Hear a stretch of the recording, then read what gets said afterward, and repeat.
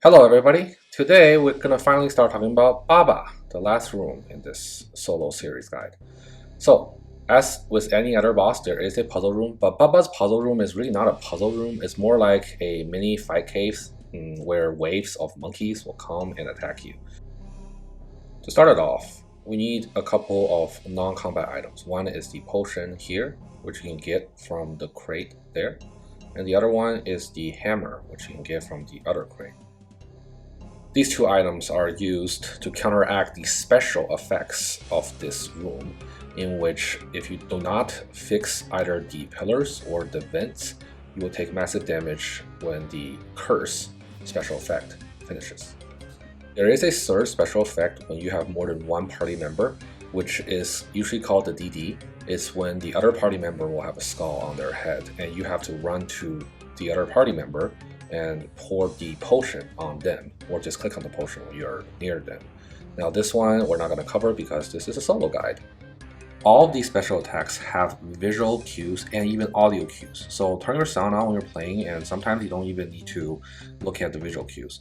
The most easy visual cue is the red skull. Keep your eyes on the 4 vents in the room. When the special attack happens, there will be 4 red skulls on each of these vents, and your job is to run to the vent and click the potion to neutralize the vent. Sounds easy enough, right? But assuming you are a learner and this is your first or second time, this is probably one of the hardest things you can do in this room because you're so focused on switching gears, killing little monkeys, and then you can even miss the red skulls. Even me who have many kills, I sometimes still miss the red skulls just because I'm too focused on trying to kill this shaman here, right? And there's other things happening, for example, this exploding monkey. But look, there's another red skull, and you have to go to the tile with the red skull, the vent, and use the potion to neutralize it. My advice for beginners here is actually don't do any gear switches. Camp something like blowpipe and really focus initially on just the special attacks, because once you get used to it, it'll be easy. But when you're not used to it, there's just too many things happening, right? So here you see there's another special attack, and I went and neutralized it as well. But there's so many monkeys around. I didn't try to focus killing them all. I pretty much look at the high priority list here. And when I say high priority list, what I mean is the special attack is definitely the first priority you need to fix. After that, there's many different kind of monkeys. This venom monkey that I'm killing is actually not the highest priority. The highest priority, in my opinion, is the exploding monkeys. I'll talk about the monkeys later. For now, let's look at the other one, the pillars. You see those 4 red skulls on the pillars? All you have to do is click the pillars to repair it, and that's it. That special attack has been bypassed. Now that the special attack has been bypassed, I'm going to freeze the frame here because in this frame contains many different monkeys, and it's a great time to talk about that priority list of monkeys. First of all, the exploding monkey here, this guy. This is probably one of your worst enemies because he looks just like a shaman, but his special is he just walks towards you and explodes right near you. The trick to beat him is to stand still and wait for him to stand next to you, then run away, because if he's never catching up to you, he's never going to explode. It's really bad when he's there and there are special attacks in the room. The second highest priority, in my opinion, is the shaman. Now this does depend on what spellbook you bring with.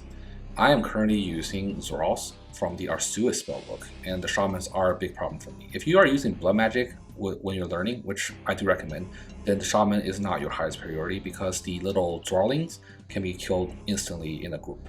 So why are the shamans the second priority when you are using the Zoros? Is because the shamans will constantly summon these little drawlings, and these guys, when they hit you, and if they do damage, it'll drain your prayer as well. And you could have like 10 or 20 of these drawlings on you. So you need to kill the source, which is the shaman. That's why after I dodge the exploding monkeys, I kill all the shamans as fast as possible. Third are the venom monkeys because they make it harder to run, but they're not that bad because you can run past the poison if you stand one tile away and then run past it. Okay, let's unfreeze here. The volatile monkey has exploded, and now I focus my DPS on the shaman. Now there are no more draws, and then I start attacking the venom monkeys because they're making it hard for me to walk around. Now, one of the very common things that you will do is you will try to attack a venom monkey and they will run away and they will drag you into their venom. This happens to me all the time as well.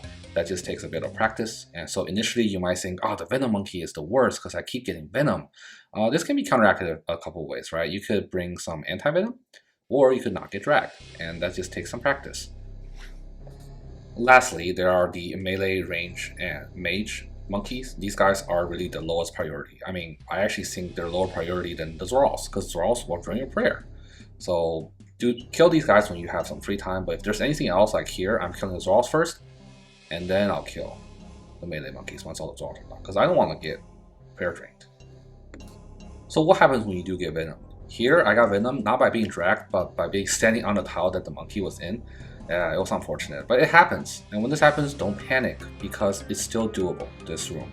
You still have to just kill the monkeys, and as long as you don't die before the Venom is over, Baba, at this invocation, you don't need any health. You just need prayer to beat Baba. Sometimes I even kill Baba with 0 prayer and 0 health potion. It's doable. So as long as you survive, you are good to go. Refer to the wiki for additional information on all of the little individual monkeys, and yeah, remember that there is a priority to them. Something else to mention in a solo is that the monkey spawns, they're very predictable.